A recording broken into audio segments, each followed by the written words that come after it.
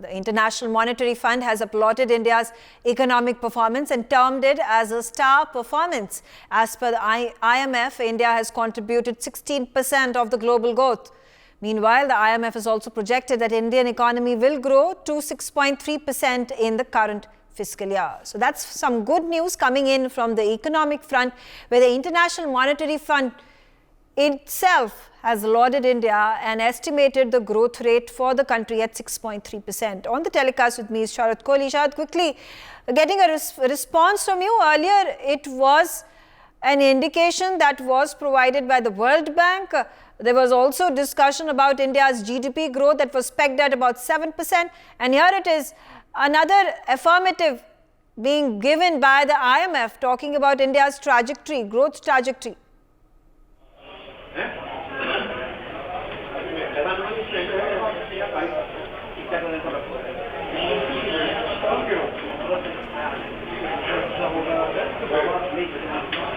Sharath, if you can hear us. Okay, I have with me Professor Madhav Nalapat as well. And Professor, big news coming in from the International Monetary Fund, which has said that India has allocated 14% of the global growth. Now, that's an achievement which the economists, the businesses, the entrepreneurs and people living in the country are going to be really proud of.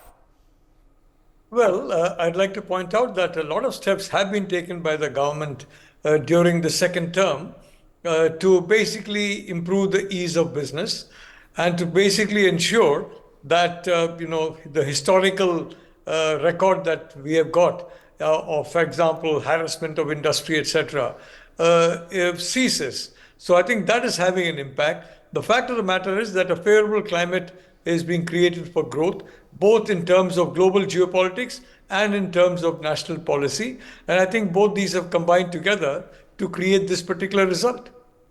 Absolutely.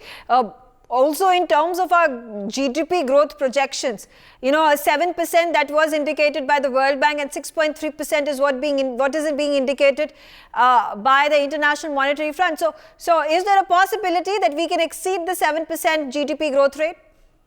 Well, I'd like to point out for an entire generation, the Chinese enjoyed double-digit growth rates, and they leveraged a huge amount of geopolitical opportunities.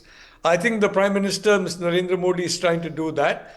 And he's therefore, that is why the Chinese Communist Party has put India in its crosshairs as a target, for the simple reason that it's very feasible to have double-digit growth rates for possibly a generation. And that could then transform the country and transform the lives of everybody in this country.